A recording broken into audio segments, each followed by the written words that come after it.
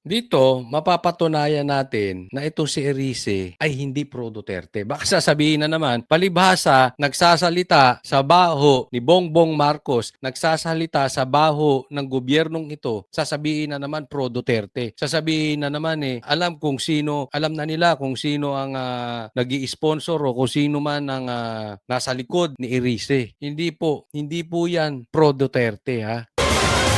Lumutang ang isa na namang posibleng tandem sa 2028 elections. This time, Robredo at Zubiri. Yan.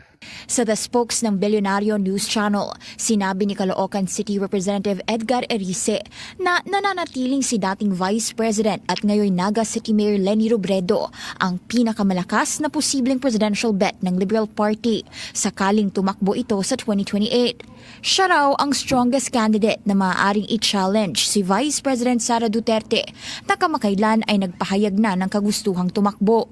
Ngayon 2028, para sa akin, and numbers in the surveys will show, ang pinakamalakas na kandidato ng Liberal Party, si Vice President Leni Robredo.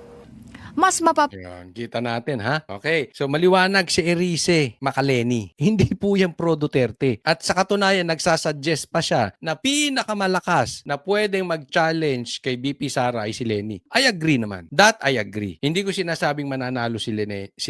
Baka nga hindi umabot sa kalahati yan ng boto ni Sara. Pero yung biggest challenge talaga na pwedeng kahit papaano ay may kurot, ito si Leni. palawak daw ang koalisyon ng oposisyon kung ang makakasama sa tiket ay hindi magmumula sa loob ng partido. Kaya naman, isa sa mga pangalan na inilutang ni Erice bilang posibleng running mate ni Robredo ay si Senate Majority Leader Mig Zubiri. So, sino tingin mong possible? Ako gusto ko si Mig Zubiri from Mindanao. Yeah, ang ganda ng suggestion niya. Leni Zubiri. Oh, ang ganda papakinggan. Leni Zubiri. Yan po, ito po ang tunay na liberal. Ito ang tunay na pinklawan na masasabi natin. Ito ang tunay na oposisyon. Hindi kain suka. Ito hindi pro Duterte, hindi ito pro BBM. Hindi ito sunod-sunuran kay Bongbong Marcos. Ha? At hindi rin to Duterte. Yan ang kailangan. Dapat magising dito mga dinglawan, pinklawan, nakain suka. Kaya yung suggestion niya ito lihitimo to. Yan talaga ang posibleng lalaban sa 2028. So, yung pagbanat niya kay Bongbong Marcos at binanatan din niya yung anak ni Bongbong Marcos na si Sandrong Bastos na anak, lihitimo yun. Hindi po galing baka ibibintang na naman kasing Duterte kaya pinatunayan natin dito, kitang-kita. Makes sense. Makes sense. Malaking bagay daw ang posibleng suporta mula sa Mindanao sakaling magkaroon ng ganitong tandem. Pero agad naman itong tinanggihan ni Zubiri. Sa isang text message, sinabi ng senador na naghahanda na siya para sa kanyang retirement sa politika. Pagkatapos yan ng kanyang current 6-year Senate term na magtatapos sa 2028.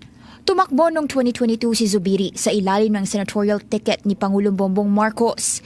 Initially ay naging guest candidate siya ng oposisyon, pero kalaunay idinrop sa listahan ni Robredo nang i-endorso nito si PBBM.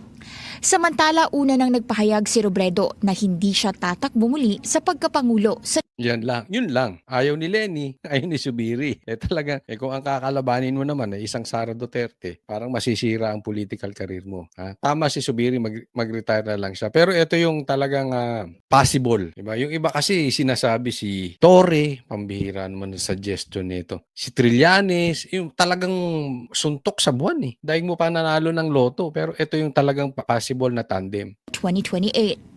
Sa bahagi ng United Opposition, una na nilang sinabing patuloy lang ang pagbubuo ng kanilang slate para sa 2028 elections. At ayon kay Senator Risa Ontiveros, kailangan ng masusing pagbusisi kung kakailanganin bang makipagtandem sa labas ng kanilang hanay.